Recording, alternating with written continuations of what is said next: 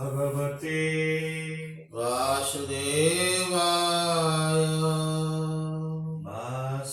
वासुदेवाय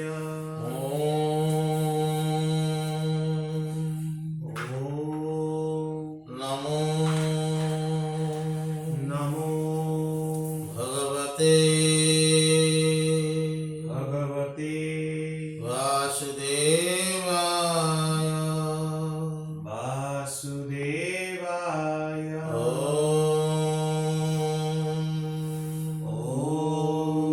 नमो नमो भगवते भगवते वासुदेवाय वासुदेवाय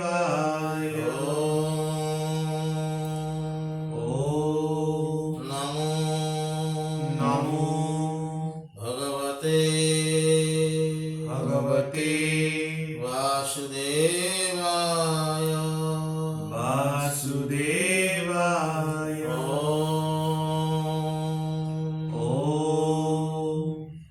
कृष्णाय वासुदेवाय कृष्णाय वासुदेवाय हरये परमात्मने हरये परमात्मने प्रणतक्लेशनाशाय प्रणतक्लेशनाशाय गोविन्दाय नमो नमः गोविन्दाय नमो नमः कृष्णाय वासुदेवाय कृष्णाय वासुदेवाय हरये परमात्मने हरये परमात्मने प्रणतक्लेशनाशाय प्रणतक्लेशनाशाय गोविन्दाय नमो नमः गोविन्दाय नमो नमः कृष्णाय वासुदेवाय कृष्णाय वासुदेवाय हरये परमात्मने हरये परमात्मने प्रणतक्लेशनाशाय प्रणतक्लेशनाशाय गोविन्दाय नमो नमः गोविन्दाय नमो नमः कृष्णाय वासुदेवाय कृष्णाय वासुदेवाय हरये परमात्मने हरये परमात्मने प्रणतक्लेशनाशाय प्रणतक्लेशनाशाय गोविन्दाय नमो नमः गोविन्दाय नमो नमः कृष्णाय वासुदेवाय कृष्णाय वासुदेवाय हरये परमात्मने हरये परमात्मने प्रणतक्लेशनाशाय प्रणतक्लेशनाशाय गोविन्दाय नमो नमः गोविन्दाय नमो नमः कृष्णाय वासुदेवाय कृष्णाय वासुदेवाय हरये परमात्मने हरये परमात्मने प्रणतक्लेशनाशाय प्रणतक्लेशनाशाय गोविन्दाय नमो नमः गोविन्दाय नमो नमः कृष्णाय वासुदेवाय कृष्णाय वासुदेवाय हरये परमात्मने हरये परमात्मने प्रणतक्लेशनाशाय प्रणतक्लेशनाशाय गोविन्दाय नमो नमः गोविन्दाय नमो नमः कृष्णाय वासुदेवाय कृष्णाय वासुदेवाय हरये परमात्मने हरये परमात्मने प्रणतक्लेशनाशाय प्रणतक्लेशनाशाय गोविन्दाय नमो नमः गोविन्दाय नमो नमः हरि ॐ नमः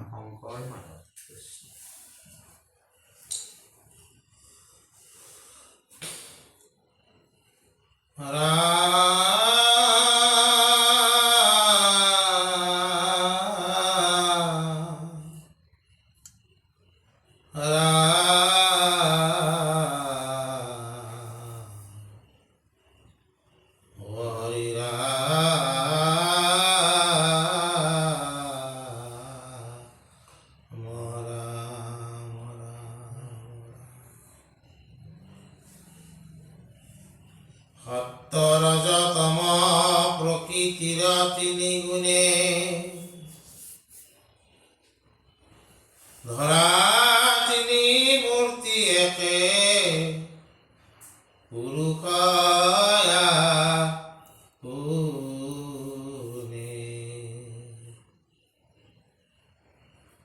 ৰজোগুণে ব্ৰহ্মা হয়া সজা চৰাচৰ সত্য গুণে বিষ্ণু রূপে পালা নিরন্তর তমো গুণে রুদ্র রূপে সৃষ্টি সংহারন্ত তিনি গুণে তিনি মূর্তি একে ভগবন্ত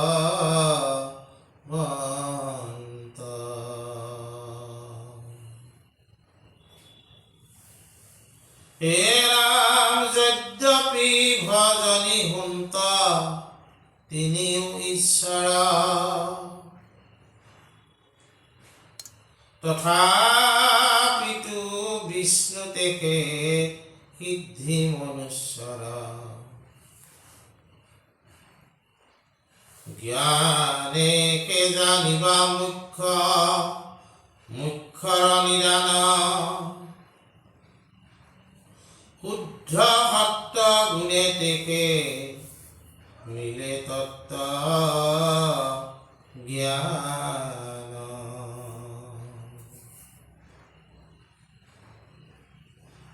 এতে কেকে বিষ্ণু হইলা ভকতর ইষ্ট উপাধি বিশিষ্টে ফল হয় বিশিষ্ট পূর্ব সদাচারে আর দেখাও প্রমাণ যতে মহন্ত মহা জ্ঞানত প্রধান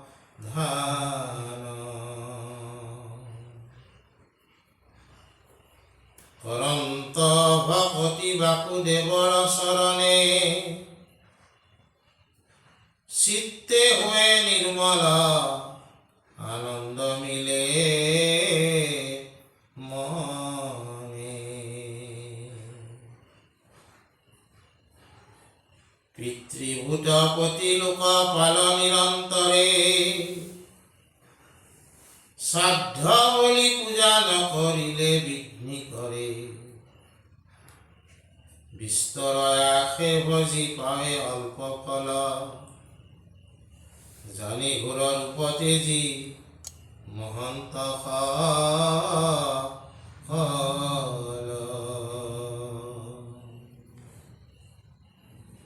শান্তমূর্তি কৃষ্ণ অবতারক ভজন্ত আনদেব সমস্তক নিন্দানক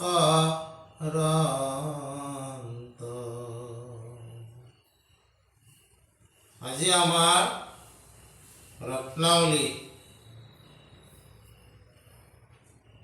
তিনি গুণৰ কথা কৈছে।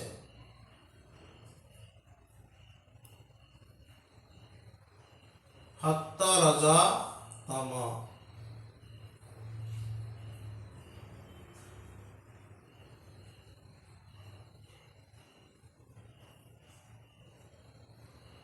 ভগৱন্ত নিৰ্গুণ ব্ৰহ্ম, ভগৱন্ত পুৰুষ নিৰ্গুণ ব্ৰহ্ম ভাগৱতক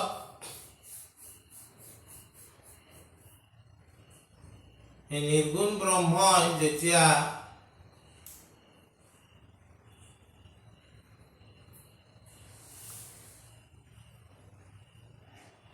ব্ৰহ্মাণ্ড সৃষ্টি কৰি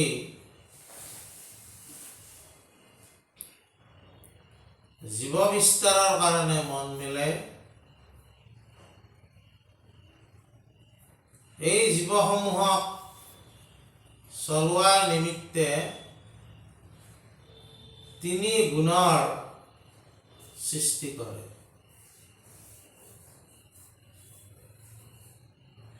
আৰু সেই তিনিটা গুণে হৈছে সত্য, ৰজ, তম।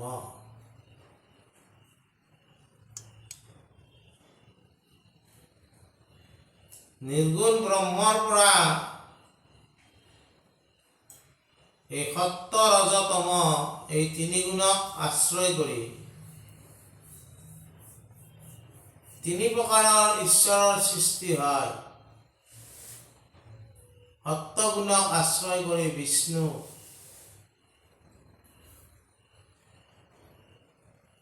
ৰজোগুণক আশ্ৰয় কৰি সৃষ্টি হয় ব্ৰহ্মাৰ,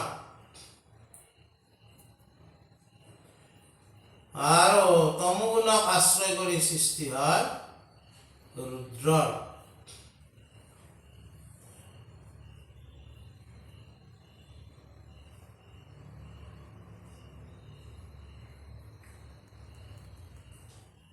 আমাৰ যি ভাৰতীয় সনাতন সভ্যতাৰ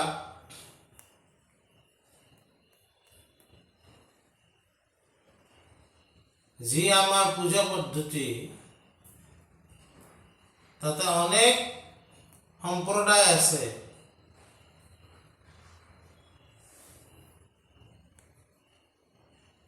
কিন্তু এই সম্প্ৰদায়বিলাকে সকলোৱে কমন কৰি 5 প্ৰকাৰ দেৱতাক পূজা কৰে।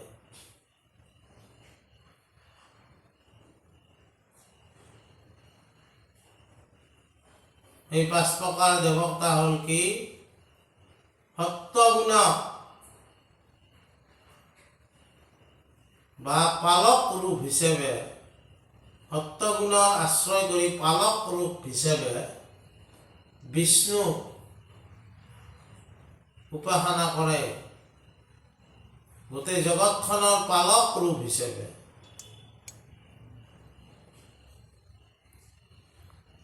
আৰু এই বিষ্ণুক উপাসনা কৰা সকলকে কি বোলে? বৈষ্ণৱ বোলে।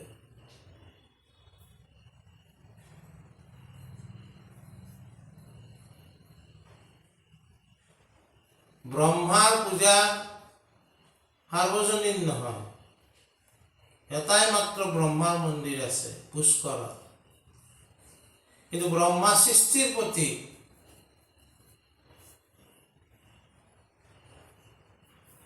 সৃষ্টিৰ ৰূপ হিচাপে আচলতে পূজা কৰে সূৰ্য। আৰু সেইকাৰণে সূৰ্যক পূজা কৰা সকলক সৌৰ বোলা হয়।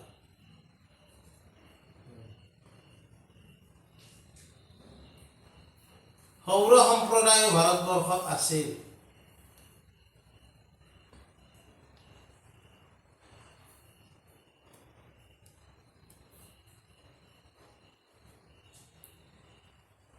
আমি যদি উৰিষ্যাত যাওঁ, তেতিয়াহ'লে এটা কোণাৰ্ক নামৰ টেম্পল পাওঁ, মানে মন্দিৰ। সেই মন্দিৰটোৱে আমাৰ ভাৰতবৰ্ষৰ সৌৰ বা সূৰ্য পূজাৰ কি কৰি আছে? সাক্ষী বহন কৰি আছে।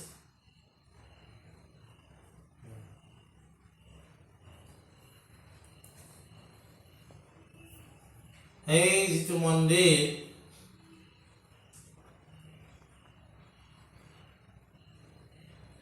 এনেকে সজোৱা হৈছিল, তাতে 24টা চাকা, দুফালে 12টা 12টা, আৰু 7টা ঘোঁৰা। সূৰ্যৰ যিটো দেৱতাৰ মূৰ্তি, সেইটো চুম্বকে ওপৰতে ৰাখি থৈ দিছিল। চুম্বকৰ ইমান প্ৰাবল্য বেছি, সাগৰেদি জাহাজ যাব নোৱাৰিছিল, টানি লৈ আহে। গতিকে ব্ৰিটিছসকলে সেই মানে চুম্বক ধ্বংস কৰি পেলাইছিল। এইটো এটা বেলেগ কথা। কিন্তু সেই যিটো কোণাৰ্ক মন্দিৰ, এই মন্দিৰে সাক্ষী বহন কৰি আছে ভাৰতবৰ্ষৰ সূৰ্য পূজা। আমাৰ ওচৰতে থকা যিটো সিদ্ধেশ্বৰ মন্দিৰ আছে, আজি এই সিদ্ধেশ্বৰ মন্দিৰত শিৱ আৰু আদিশক্তি, বিষ্ণু এইবিলাকক উপাসনা কৰা হয়। কিন্তু কিছু বুৰঞ্জীবিদসকলৰ মতে এইটো আচলতে আগতে কি আছিল? সূৰ্য মন্দিৰ আছিল।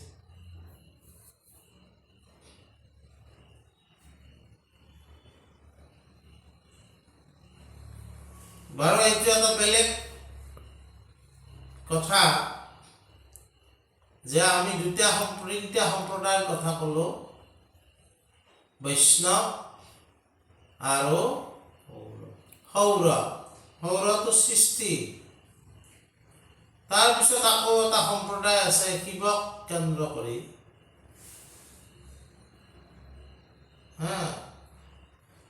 তমোগুণক কেন্দ্ৰ কৰি। সেইটো হ'ল কি? শৈৱ।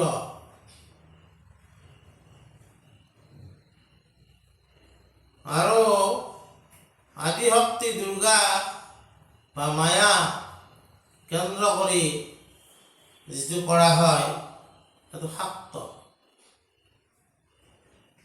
সম্প্ৰদায়।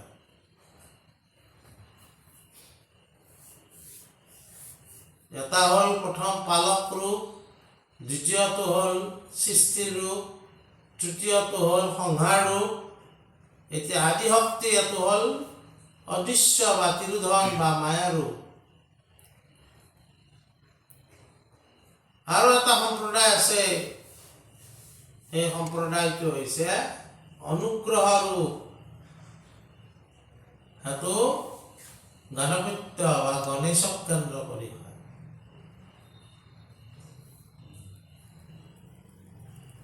বুজিলে নাই? যি কি নহওক, আমি যদি আজি ভগৱন্ত বা ঈশ্বৰ কাক বোলা হয়,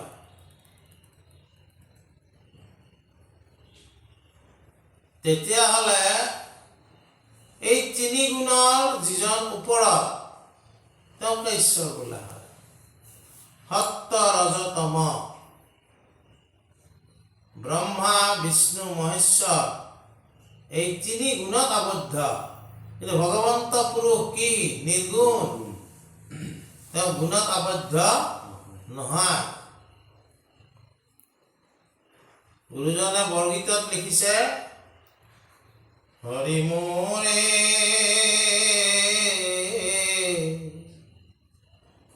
দীন দয়াল, কে জানিতে পাৰ মাৰ ঠাকুৰাল,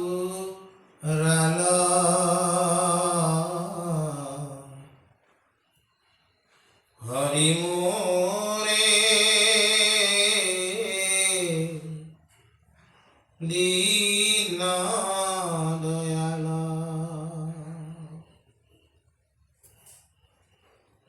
নাহি জন্ম তোমাৰ তথাপি জন্ম ধৰা, কুহি জন্মে জীৱন জনম দূৰ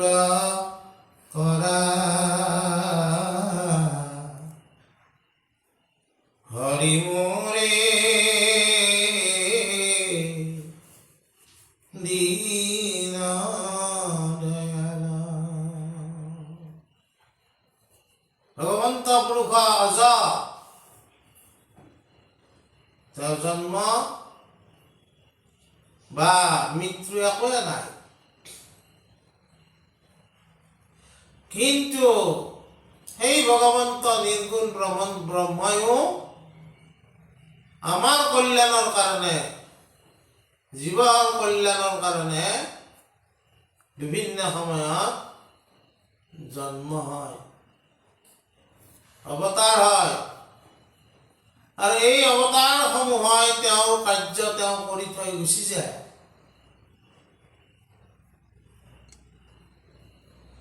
এই অৱতাৰসমূহৰ গুণসমূহ শ্ৰৱণ কীৰ্তন যদি আমি কৰোঁ, তেতিয়াহ'লে আমিও এই যি জন্ম মৃত্যুৰ চাকনৈয়াত যে আমি ঘূৰি থাকিব লগা হৈছে, এই চাকনৈয়াৰ পৰা আমিও মুক্ত পাওঁ।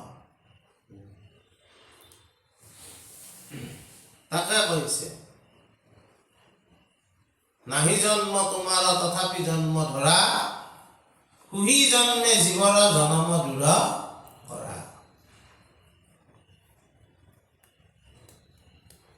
গতিকে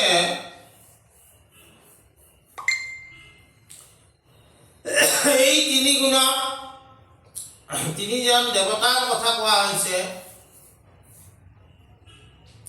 তাৰ উপৰিও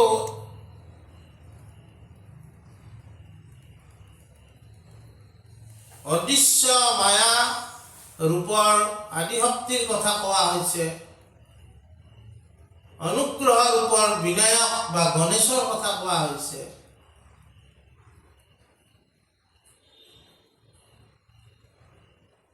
আমি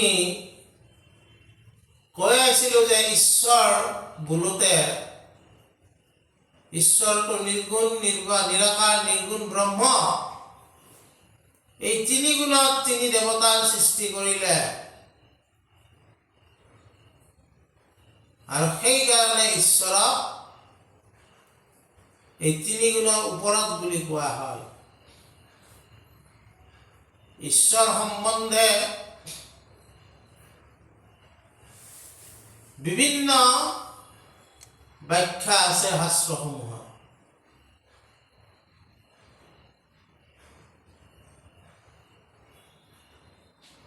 আৰু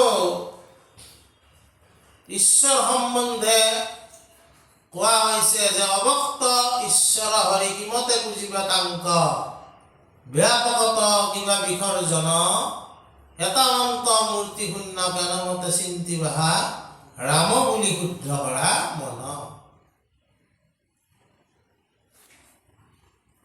ঈশ্বৰ সম্বন্ধে কোনেও ক'ব নোৱাৰে বুলিও কোৱা হৈছে, অৱক্ত।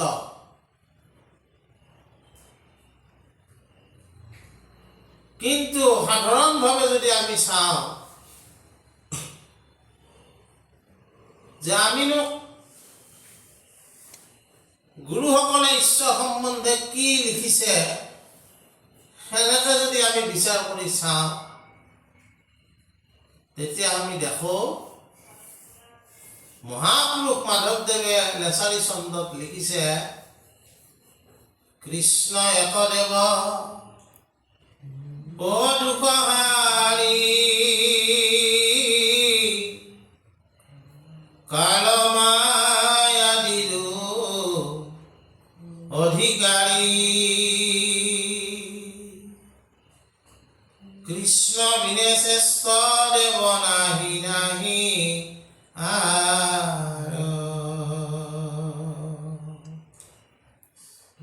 সৃষ্টি স্থিতি অন্ত কাৰী দেৱ, তান্ত বিনে আন নাহি কেৱ, জানিবা বিষ্ণুকে সমস্ত জগতে সাৰ। মহাপুৰুষ মাধৱদেৱে নামঘোষাত কি লিখিলে? কৃষ্ণ এনেকুৱা এজন দেৱতা, যিজন দেৱতাৰ ওচৰত এই তিনিটা শক্তি আছে, সৃষ্টি স্থিতি অন্তকাৰী, জেনাৰেশ্যন, অপাৰেশ্যন এণ্ড ডিষ্ট্ৰাকশ্যন। আৰু ক'লে যে বিষ্ণুকে সমস্ত জগতে সাৰ। এই তিনিটা শক্তিৰ ভিতৰত বিষ্ণুক পালক ৰূপ বুলি কোৱা হৈছে, মহাদেৱক সংহাৰ ৰূপ বুলি কোৱা হৈছে, আৰু ব্ৰহ্মাক সৃষ্টিৰ ৰূপ বুলি কোৱা হৈছে, আদি শক্তিক অদৃশ্য বা মায়া ৰূপ বুলি কোৱা হৈছে, গণেশ গণপত্যক কি বুলি কোৱা হৈছে, সেইটো অনুগ্ৰহ ৰূপ। এই সকলোবিলাককে বিষ্ণুক প্ৰাধান্য দিয়া হৈছে। কিহৰ কাৰণে? গুণটোৰ কাৰণে, সত্য গুণ।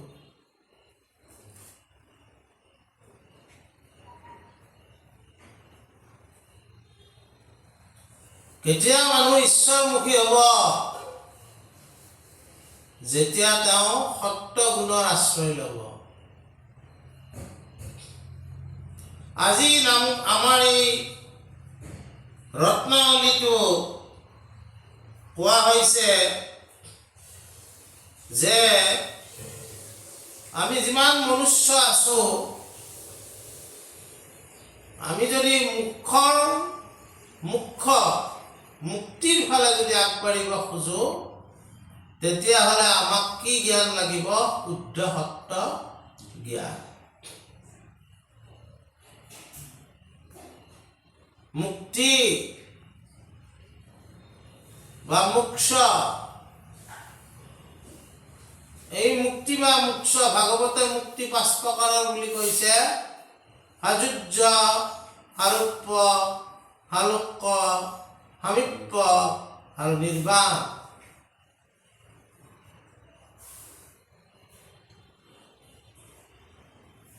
ইয়াৰ আমি এক্সপ্লেইন নকৰোঁ, আজি পিছত কৰিম কেতিয়াবা। মোক্ষ মানেনো কি? মোক্ষ মানে হ'ল মুক্তি। আমি বাৰে বাৰে জন্ম হৈ আছো, বাৰে বাৰে মৃত্যু হৈ আছো, এই জন্ম মৃত্যুৰ চক্ৰত ঘূৰি আছো।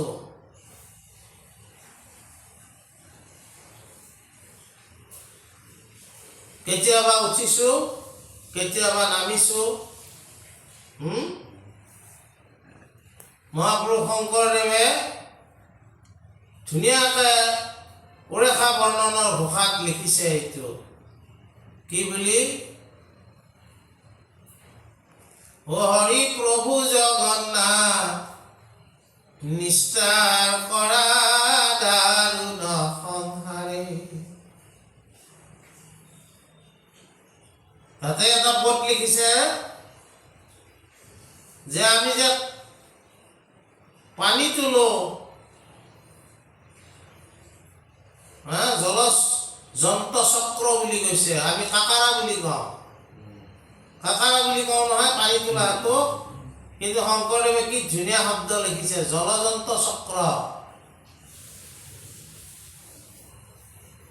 এই জলযন্ত্ৰ চক্ৰ দি ৰছীডালেদি কেতিয়াও বাল্টিং ওপৰকো আহে আৰু তলক যায়, এইটোৱে ঘটনা ঘটি থাকে। এই বাল্টিংটোৰ যিটো ঘটনা, আমাৰ মনুষ্য জীৱনৰো একে ঘটনা। ওপৰকো উঠো, তলকো যাওঁ, ওপৰকো উঠো, তলকো যাওঁ। আমি কাকাৰা বুলি কওঁ আমাৰ গাঁৱলীয়া ভাষাত, কিন্তু শংকৰদেৱ গুৰুজনাই জলযন্ত্ৰ চক্ৰ বুলি কৈছিল। কেতিয়াবা ওপৰত, কেতিয়াবা তলত। এইদৰে আমি এই যিটো ওপৰ তল হৈ থাকো, ইয়াৰ পৰা পৰিত্ৰাণ পোৱাটোকে কি বুলি কৈছে? মুক্তি। মুক্তিৰ ভাগৱতে 5 প্ৰকাৰৰ মুক্তিৰ কথা কৈছে। আৰু এই মুক্তিৰ কথাটো আমাৰ ভাৰতবৰ্ষৰ যি 9টা দৰ্শন, ভাৰতীয় দৰ্শনৰ যি 9টা সম্প্ৰদায় আছে, মূলতে 6টা আস্তিক, 6টা নাস্তিক, তাকো 3টা নাস্তিক। চাৰ্বাক দৰ্শনৰ বাহিৰে বাকী 8টা দৰ্শনে মোক্ষটো মানি লৈছে।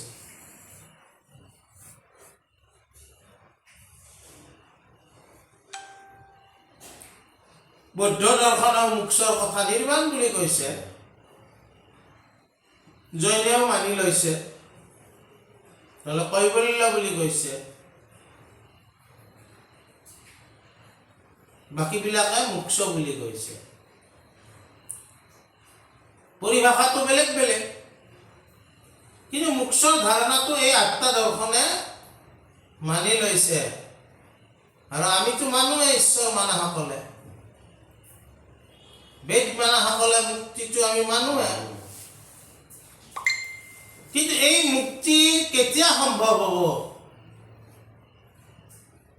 এই মুক্তি সম্ভৱ হ'ব শুদ্ধ সত্য তত্ত্ব জ্ঞানৰ দ্বাৰাহে।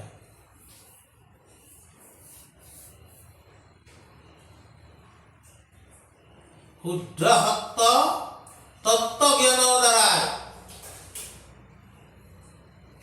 এই মুক্তি সম্ভৱ হ'ব।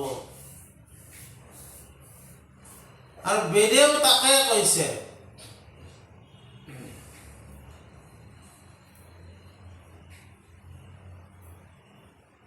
আৰু এই শুদ্ধ সত্য তত্ত্ব জ্ঞানৰ প্ৰতীক হ'ল বিষ্ণু। সেইকাৰণে বাকী দেৱতাতকে বিষ্ণু কি বুলি কোৱা হৈছে? শ্ৰেষ্ঠ বুলি কোৱা হৈছে। এই সম্পৰ্কত ঋষিমুনিবিলাকৰ মাজতো একদিন আলোচনা হ'ল।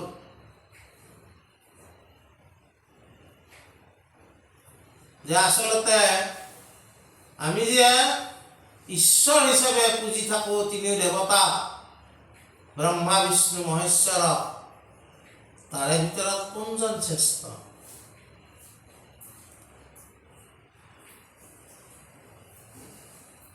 ঋষিসকলে ভৃগু মুনিক দায়িত্ব দিলা যে তুমি এই কথাটো পৰীক্ষা কৰি আহা।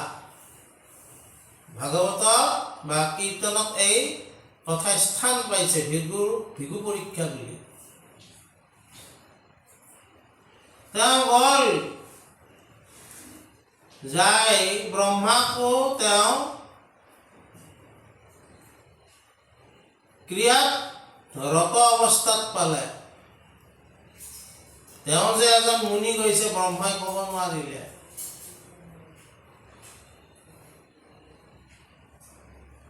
মহাদেৱকো একে অৱস্থাতে পালে, বিষ্ণুকো একে অৱস্থাতে পালে। এতিয়া তেওঁ খং উঠি গ'ল। আৰে আমি জগতে তোমালোকক পূজা কৰোঁ, তোমালোকৰ কৰ্ম এনেকুৱা। খং উঠি তেওঁ কি কৰিলে? বিষ্ণুক এটা গোৰ মাৰি দিলে। তেতিয়া বিষ্ণুই ক'লে কিন্তু হে ঋষিৰাজ, তোমাৰ ইমান কোমল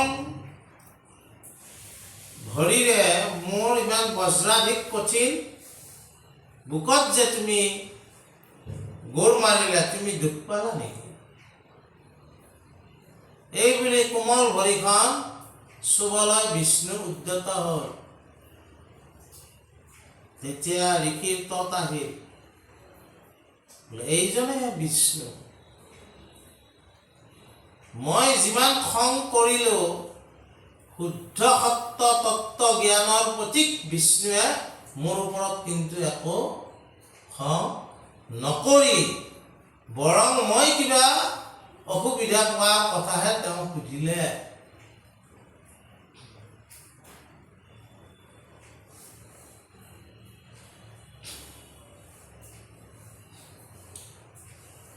আৰু সেইকাৰণে বিষ্ণু শ্ৰেষ্ঠ আখ্যা দিয়া হ'ল।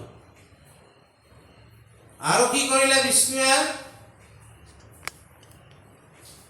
তেওঁ গুৰি মাৰিলেও ভকতে মোক গুৰি মাৰিছে।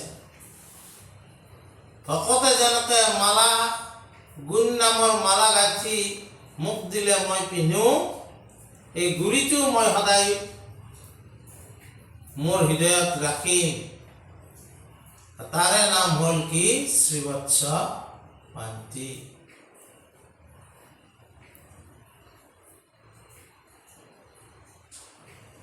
বুজে নাই? গতিকে সেইকাৰণে যিজন ভগৱন্তই ভকতৰ গুৰিও হৃদয়ত ৰাখি থৈ দিলে, স্বৰূপে শ্ৰীবৎস পান্তি নাম দি সেইজনক শ্ৰেষ্ঠ আখ্যা দিয়া হ'ল। আৰু ইয়াত কোৱা হৈছে যে বাকী যিমান গুণৰ অধিকাৰী দেৱতাসকল আছে, আমি কোনো দেৱতাকে আমাক নিন্দা কৰিব কিন্তু হাক দিছে, আমি নিন্দা নকৰোঁ, কিন্তু গুণবিলাকৰ কাৰণে কথাখিনি কোৱা হৈছে যে বাকীবিলাকৰ এটা ঘোৰ মূৰ্তি আছে, তেওঁলোকক পূজা কৰিব লাগিব। ভূতপতি পিতৃলোকৰ পূজা কৰিব লাগিব, ভূত পেটৰ পূজা কৰিব লাগিব, লোকপালৰ পূজা কৰিব লাগিব। আৰু তেওঁলোকক যদি আমি পূজা নকৰোঁ, তেওঁলোকৰ ঘোৰ মূৰ্তিৰ সন্মুখীন হ'ব লাগিব।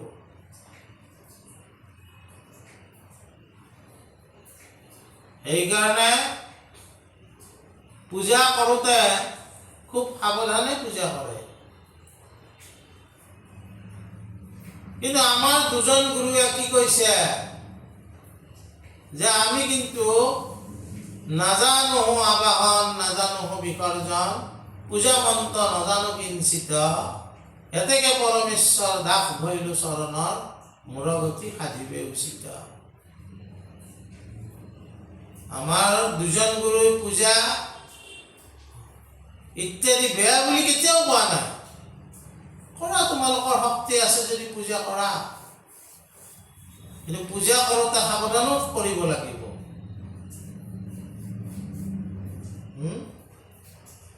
এতিয়া আমাৰ দুজন গুৰুৱে কৈছে যে আমি কিন্তু পূজা কৰিব নাজানো, মন্ত্ৰ চন্ত্ৰ নাজানো, কেৱল এটা কথাই আমি জানো, তোমাৰ আমি দাস হ'বলৈ ইচ্ছা কৰিছোঁ। এই কথাখিনিকে বহুতে ভুল কৰে। কিছুমানে কয় আমাৰ ধৰ্মত পূজা নাই, মই কিন্তু তেনেকৈ নকওঁ। পূজা নহ'লে মন্দিৰবিলাক কেনেকৈ চলি আছে? পূজা আছে, শ্ৰাদ্ধ হোম চব আছে, কিন্তু আমিবিলাকে কৈছোঁ যে আমি সেইবিলাক কৰিব নাজানো। হে ভগৱান পৰমেশ্বৰ, তুমি মোক দাস বুলি গ্ৰহণ কৰা, সেইকাৰণে মই এইবিলাক নাজানো। গতিকে ইয়াতে কোৱা হৈছে কি যে মই শ্ৰাদ্ধ বলি পূজা কৰিব নাজানো, গতিকে সেইবিলাক কৰিব যায় মই সেই দেৱতাৰ ঘোৰ মূৰ্তিৰ সন্মুখীন হোৱাত চাই ভুল কৰিলেতো দেৱতাবিলাকে ঘোৰ মূৰ্তি ধৰিব। বুজা নাই? আজিকালি মানুহে যি ইচ্ছা তাকে কৰে, যি ইচ্ছা তাকে কৰে, মূৰ্তি স্থাপন কৰে, কিন্তু তাত বৈদিক নিয়ম পালন নকৰে। এনে তাতে সকলোৱে যায় নাম গুণ গায় যে ঈশ্বৰক যেনেকৈ তেনেকৈ পায়, হয়, কিন্তু নিয়ম আছে, স্নান কৰাব লাগিব। ব্ৰাহ্মণসকলে জানে, তেওঁলোকে কৰে যথাৰীতি মতে। আজি জগন্নাথ মন্দিৰৰ ৰাতিপুৱা স্নান কৰায়, তাৰপিছত সময়ত মালপোৱা দিয়ে, দুপৰীয়া ভোগ দিব, গধূলি আকৌ কিবা দিব, ৰাতিপুৱা দাঁতো মাজি দিয়ে, ৰাতি শুবলৈ ঠাণ্ডাৰ দিনত কম্বলো দিয়ে, আৰু গৰমৰ দিনত ফেনখনো দিয়ে। আজিকালি হয়তো ক'ৰবাত এচিও লগাই দিব।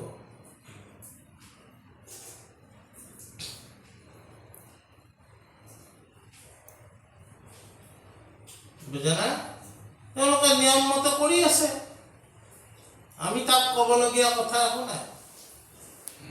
কিন্তু আমাৰ কি কৈছে যে আমি এইবোৰ নাজানো, সেইকাৰণে আমাৰ কি, আমাৰ বাকী মূৰ্তিবিলাকতকৈ আমাৰ বাংময় মূৰ্তিত অক্ষৰ ব্ৰহ্মক বেছি গুৰুত্ব দিয়া হৈছে। আমাৰ গুৰু আসনত সেইকাৰণে শাস্ত্ৰ স্থাপনা কৰা হয়, মৃন্ময় চিন্ময় ইত্যাদি মূৰ্তি স্থাপনা কৰা নহয়। কাৰণ এই মূৰ্তিবিলাক স্থাপনা কৰিলে যথা ৰীতিমতে পূজা বিধিক আমি কৰিব লাগিব।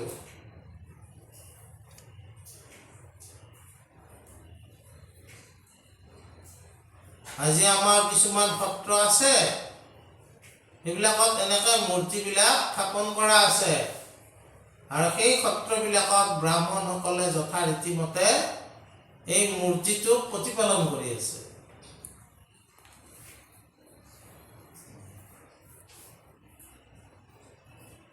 বুজে নাই?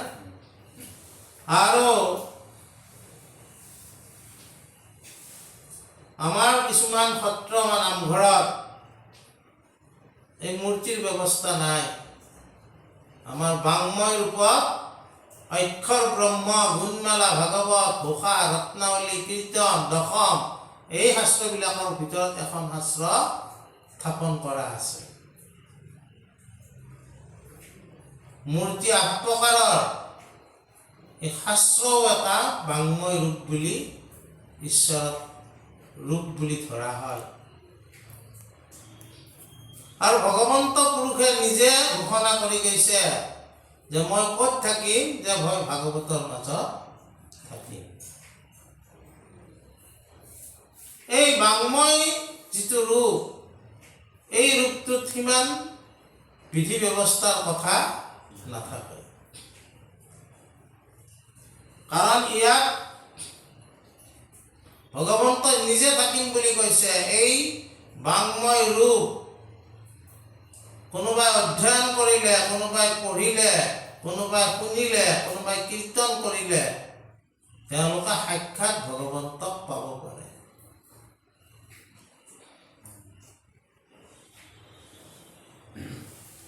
আমাৰ অহংকাৰ কৰিব নালাগে যে আমি শুদ্ধ ধৰ্মটো পালন কৰি আছো, আমি এইবিলাক নকওঁ।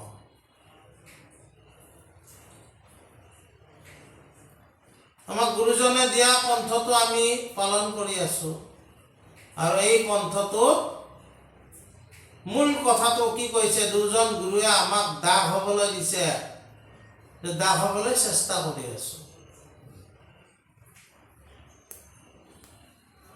আৰু ইয়াতে সেইকাৰণে কৈছে যে সেই ভগৱন্ত কৃষ্ণ বিষ্ণুৰ শান্ত চিদানন্দ ৰূপক আমি সেৱা কৰিছোঁ। আমি পূজা, শ্ৰাদ্ধ, বলি এইবিলাক আমি দিব নোৱাৰোঁ, আমাৰ সামৰ্থ্য নাই। আৰু আমি সেই ঘোৰ মূৰ্তিৰ সন্মুখীন হোৱাৰো আমাৰ সাহস নাই। শুদ্ধ শান্ত সচ্চিদানন্দ ৰূপ ভগৱন্ত কৃষ্ণক আমি সেৱা কৰিছোঁ, তেওঁৰ ভকত হ'বলৈ আমি চেষ্টা কৰিছোঁ, কিন্তু আন কাকো আমি নিন্দা কৰা নাই। যোনে যি ভাল পাইছে কৰি থাকক। ৰত্নাৱলী আমাক কেনেকুৱা ধুনীয়া জ্ঞান দিছে।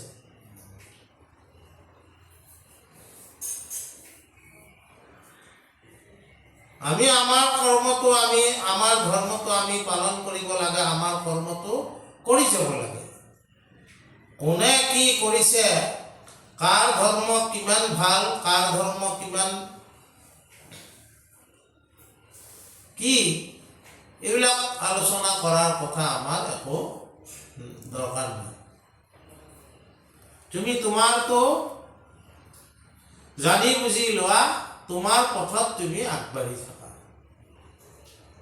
ৰত্নাৱলী আমাক তেনেকুৱাকে উপদেশ দিছে। হে ৰাম সুদৃঢ় বিশ্বাসে নিতে ভজি ভগৱন্ত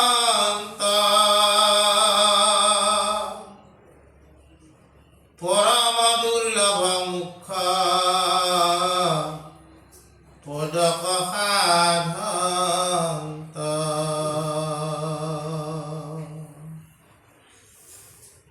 বুলিবা মুকুতি সুখে ইচ্ছা আছে যাৰ ভগৱন্ত ঈশ্বৰ জনি দেৱ আৰ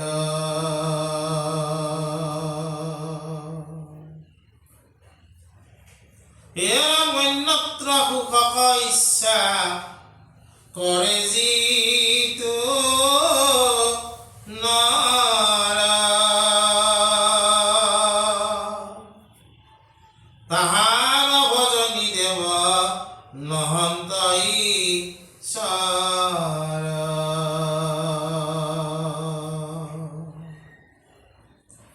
শুনা নিৰন্তৰে আৰ উত্তম যুগতি ভকতি জ্ঞানৰ ফল দেখাও মুকুতি ঈশ্বৰকে খব দেৱ ভকতৰ নিধি যেই জীৱা চাবে তাৰ সেই হৈ সিদ্ধি এতে শেষে পৰময়ো দ্বাৰ বুদ্ধি যাৰ তাৰ সবে নকৰে ভক্তি বিচাৰ পৰম পুৰুষ হৰি প্ৰকৃতিটো পৰ মহাতীব্ৰ ভকতি ভজন্ত নিৰন্তৰ আছে শ্ৰেয় সবজত অন্য মাৰ্গান্তৰ জাগ যুগ আদি সিও নাৰায়ণ পৰ হে ৰাম কৃষ্ণ কেকে কহে বেদ আশ্ৰয় আছে যত তাহাৰ বিহিত ধৰ্ম কৰ্ম তীৰ্থ ব্ৰত হবে নাৰায়ণ পৰ জানিবা নিশ্চয় অৰ্পণ নভৈলে একো ফল নধৰয় নকৰি ভকতি যুগ পথে কৰে শ্ৰম নোহে চিত্ত শুদ্ধ লোগো স্বয় মম ইয়াত কোৱা হৈছে যে ভগৱন্তৰ চৰণত গীতাত যেনেকৈ অৰ্জুনক ভগৱন্তই কৈছে সৰ্বধৰ্ম পৰিত্যাজ্য মাম একম শৰণম ব্ৰজ অহম তাম পাপেহু মোক্ষ ইচ্ছামি মা শুচ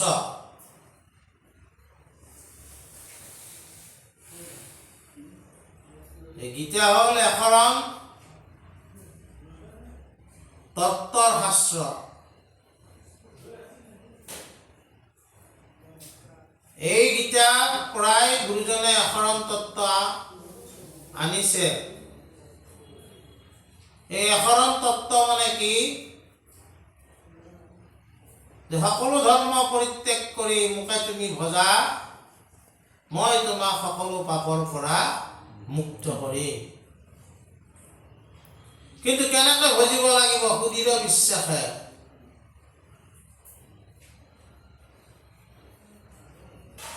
সেইকাৰণে আমাৰ শৰণৰ বাক্যত কাই মন বাক্যে সত্য সত্য বুলি কয়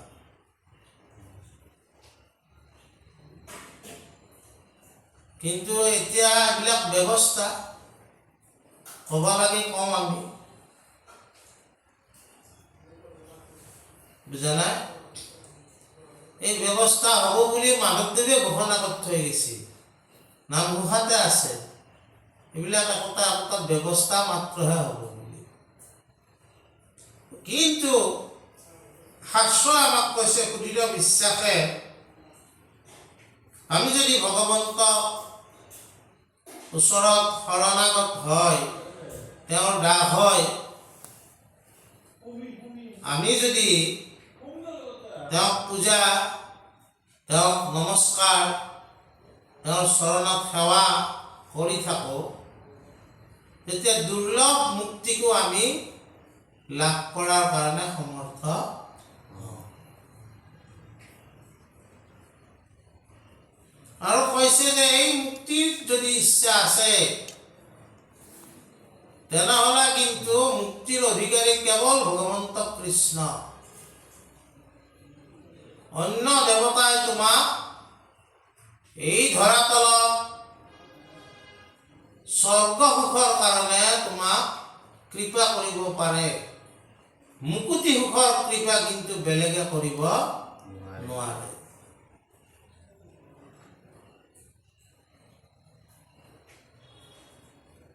এই পাৰ্থিৱ জগতখনত বৰ্তি থকাৰ কৃপা আন দেৱতাসকলে কৰিব পাৰে। অপাৰ্থিৱ জগতত তুমি কেনেকৈ চলিবা, সেই কৃপা মাত্ৰ ভগৱন্ত কৃষ্ণই কৰিব পাৰে।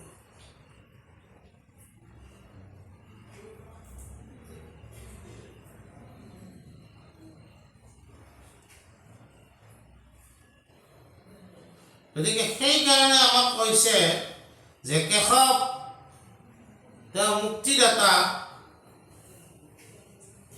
কেশৱ ভগৱন্তৰ এটা নাম। কেশৱ মানে তিনিটা সত্য ৰজতমৰ যিজন গৰাকী, তেওঁৰ নামটো হৈছে কেশৱ, আৰু তেওঁ বৈকুণ্ঠত থাকে। সুন্দৰ মহাপুৰুষ মাধৱদেৱে ইয়াক ভাঙনি কৰিছে নামঘোষা।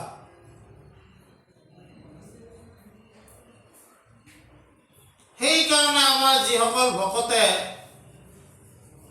কেৱল ঈশ্বৰ ভক্তিৰ দ্বাৰাই ঈশ্বৰক ভজনা কৰিব বিচাৰে, তেওঁলোকে ভক্তিত ব্যভিচাৰ নকৰে। ব্যভিচাৰ মানে কি?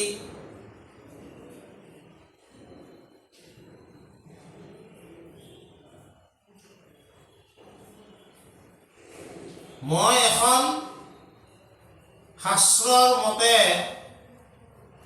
এক শৰণ ল'লো আৰু এজন দেৱতাকে মই ভজনা কৰিম, এইটো হ'ল শাস্ত্ৰগত নিয়ম বা পদ্ধতি।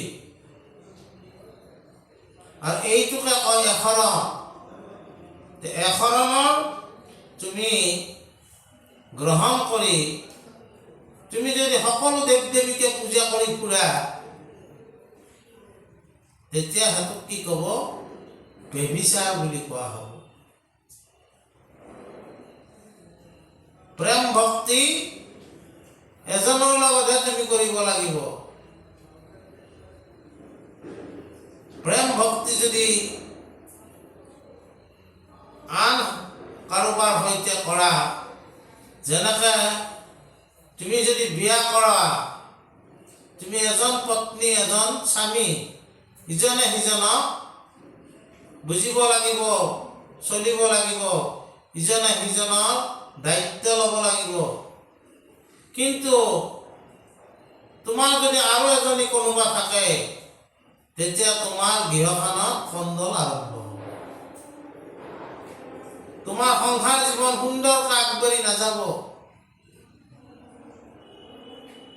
ঠিক তেনেকৈ মনুষ্য জীৱনত আমি যদি এশৰণ গ্ৰহণ কৰিছোঁ, তেতিয়াহ'লে এজন ভগৱন্ত কৃষ্ণকে আমি ভজনা কৰিব লাগিব। অন্যথা আমি তাৰমানে আমাৰ ভক্তিটো ব্যভিচাৰী হ'ব। সেইকাৰণে শংকৰদেৱে দ্বিতীয় স্কন্ধত এই ভক্তিটোৰ স্বাৰ্থতে তেওঁ লিখিছিল, অন্য দেৱী দেৱ নকৰিবা সে, ভক্তি হইব ব্যভিচাৰ। ভক্তিটো বেমিচাৰ হয়, সেইকাৰণে তেওঁ লিখিছিলে।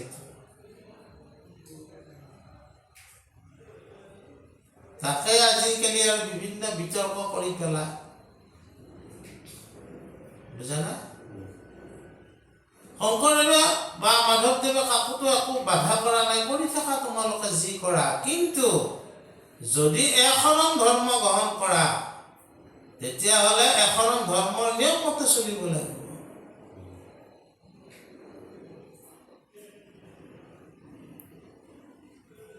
আৰু এই একশৰণ নিয়ম মতে চলিলে দুৰ্লভ মুক্তিৰো অধিকাৰী হ'ব পাৰে। আৰু শেষত কোৱা হৈছে কি, আমাৰ নামঘোষাত যেনেকে ঈশ্বৰ নিৰ্ণয় সম্পৰ্কে গুৰুজনে লিখিছে, প্ৰকৃতি পুৰুষ দুইৰো নিয়ন্তা মাধৱ, সমস্তৰে আত্মা হৰি পৰম বান্ধৱ। হে কৃষ্ণ তজুপমে পখিলো শৰণ, মই অনাথৰ নাথ তুমি নাৰায়ণ।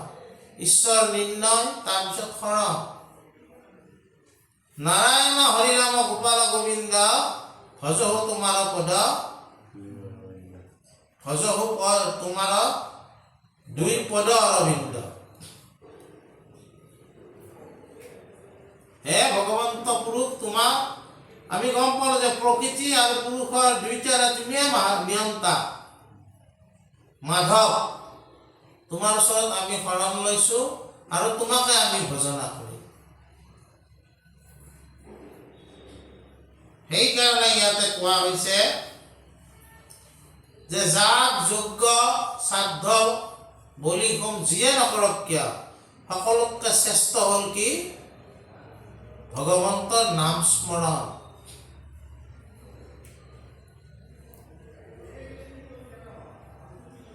মহাদেৱে সমুদ্ৰ মন্থনত ওলোৱা বিষটো পিলে, তাৰ কাৰণে তেওঁৰ নামটো নীলকণ্ঠ হ'ল। কিন্তু সদায় পি আছে, কি পি আছে? ৰাম নাম। সাগৰত সেই বিষ ওলাই সমুদ্ৰ মন্থন কৰোঁতে, কিন্তু এই চাৰি বেদৰ যিখন জ্ঞানৰ শাস্ত্ৰ, এই শাস্ত্ৰ সাগৰত যেতিয়া মথা হয়, চব শাস্ত্ৰ মচিলে কি হয়? বেদৰ গুপুত বিত্তনাৰায়ণ বৈকুণ্ঠ তেজীয়া আশী, সহায় মাধৱ নানাবিধ ৰসে প্ৰচাৰিলে যশ ৰাখি। বেদৰ এই গুপুত তত্ত্বটো হৈছে ঈশ্বৰ নাৰায়ণ নাম। আৰু সেইকাৰণে আমি যত যি নকৰোঁ কিয়া, সবে নাৰায়ণ পৰ জানিবা নিশ্চয়, অৰ্পণ নকৰিলে ফল নধৰা। যিয়ে যি নকৰক কিয়া, ঈশ্বৰক আমি চব অৰ্পণ কৰিবা লাগিব।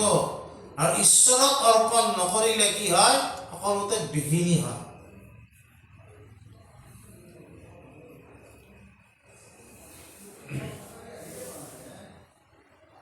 সেইকাৰণে যত যি কৰ্ম যজ্ঞ যত যিমান আছে, শেষত কি দিয়া হয়? হৰিনাম ধ্বনি, হৰি হৰি বল দিয়া হয়। গতিকে আমাক সাৱধান কৰি দিছে যে এই ডাঙৰ ডাঙৰ কঠিন পদ্ধতিবিলাক তুমি কৰিবা। যাগ যজ্ঞ এইবিলাক কঠিন পদ্ধতি। এই পদ্ধতিবিলাক কৰোঁতে তুমি যদি ভক্তিযুক্ত নোহোৱা, ঈশ্বৰযুক্ত নোহোৱা, তোমাক কিন্তু কেতিয়াবা অহংকাৰেও লাভ দিব পাৰে। গতিকে আমাক কৈছে যে আমাৰ ৰত্নাৱলী আমাক ভক্তি কৰিবলৈ শিকাইছে। আৰু ভক্তি কৰিলে আমি কেনেকৈ আগবাঢ়িব লাগিব? যে আমি ভগৱন্ত পুৰুষক মালিক হিচাপে গ্ৰহণ কৰি আমি তেওঁৰ দাস হিচাপে আগবাঢ়িব লাগিব। গতিকে আজি আমি এইখিনি কথাকে আলোচনা কৰিলোঁ। কৃষ্ণ।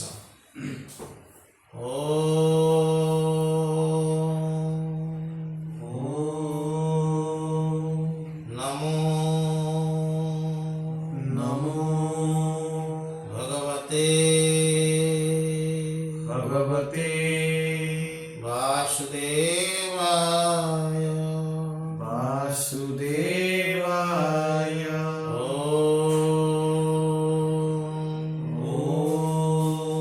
অসতমা সদ্গময় অসতমা সৎগময় তমসমা জ্যোতির্গময় তমসমা জ্যোতির্গময় মৃত্যুর্মা অমৃতম গময় মৃত্যুর্মা অমৃতম গময় শান্তি